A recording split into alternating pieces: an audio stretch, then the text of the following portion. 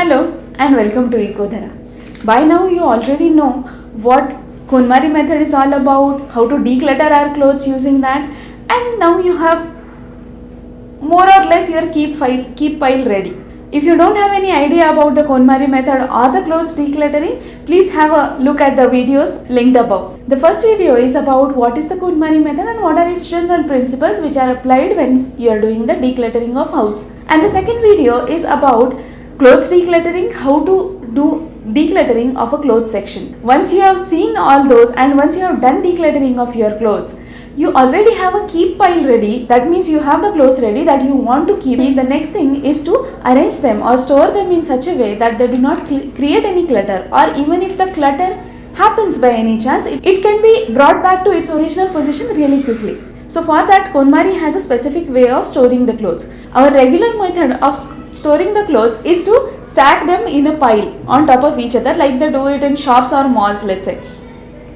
If we keep the clothes like that, there is a lesser chance of wearing the clothes that are at the bottom of the pile, and in case if you want to take anyone, the whole pile comes down and then it becomes a mess again. The another problem is that when we are keeping it as a big pile, the pressure on the bottom of the clothes is really high, which reduces their longevity. Also, they become creased quite a lot. When we are storing the KonMari way, you have equal chance of every cloth or dress getting picked, because everything is visible to your eyes. Any cloth if you pick, there is no way the arrangement get disturbed. But to keep the clothes arranged vertically, there is a certain method of folding the clothes. So this video is divided into two parts. In the first part, I will show you how to fold the clothes properly so that they can stay vertically and can be arranged in the KonMari way. And in the second part, I will show you how to arrange the clothes after you have folded them the way KonMari said. Let's see how to fold the clothes. First and foremost thing before starting to fold the clothes is to remove the tags out of new clothes. KonMari says that otherwise they give the store-bought feeling and you will never end up wearing them. So that's the first thing. Now once you have done that, the next thing is to move your hands lightly on the clothes, that's to caress them, so that they feel really good and the creases, if there are any, will be removed. Now let's see how to fold the clothes. First, going with t-shirts or tops, this is the basic fold that you should understand, that folding from both the sides such that they meet in the center, and then folding them into three ways. Remember to keep this gap and just make 3 pleats out of it. This is called as the KonMari folding test, where the cloth should be able to stand when you have folded it properly, and it will. Now let's see about the long sleeves or top. If you have clothes that are flowy material, it's better to hang them on the hanger, but if you don't have hangers or if you don't have place to hang them, you can still fold them. The basic fold is really simple and the same. The new thing here is how to fold the long sleeves. Again, when you have folded the cloth, it should be able to stand on its own. That's the only thing.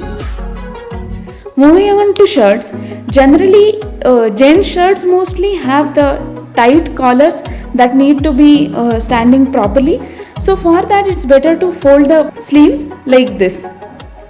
Now here I am not taking out the collars of the shirts on the top, but you can do that, and you can even fold it the other way so that collar remains on the top. Next thing is kurtas. Really the basic folds remains the same, it's just how you are folding after that lengthwise.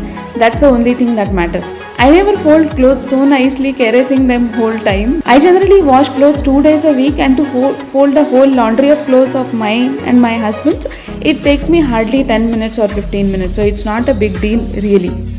I'm showing you some more tops like camisoles and all, but the folding method really remains the same, and it takes generally 30 seconds to fold one cloth. Just at the end, try to keep them upright and see if they can stand, and they will, and it will be really good to see that. The next thing is bottoms. I'm starting with jeans. Bottoms have a little different style of folding the clothes. Initially, folding the crotch portion like this will help make it rectangular. If you don't want to, if you think that it is hurting the clothes, you can anyway keep it. In case of legging or any other pant for that matter, you just have to see the length and accordingly fold the clothes. That's the only trick here. Moving on to innerwears, if you look at the panties, there are two ways you can fold them depending on how much space you have to keep them. One way is like this, which makes really small fold and it can stay literally anywhere. Since I keep them in the shoe boxes, I prefer this fold where it is a little longer but a thinner one.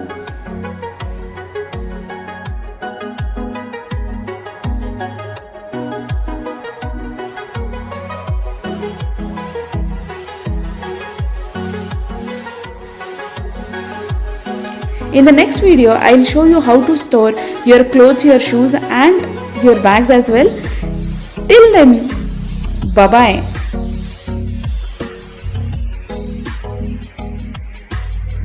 You can also fold your handkerchiefs, napkins, towels in the same way that you are folding this thing. So that's all about folding all types of clothes. Even if you take dresses, sweaters, long skirts, everything can be folded in the similar way. And just with little bit of experiments you can get how to. In the next video, I'll show you how to store your clothes, your shoes and your bags as well. Till then, bye bye.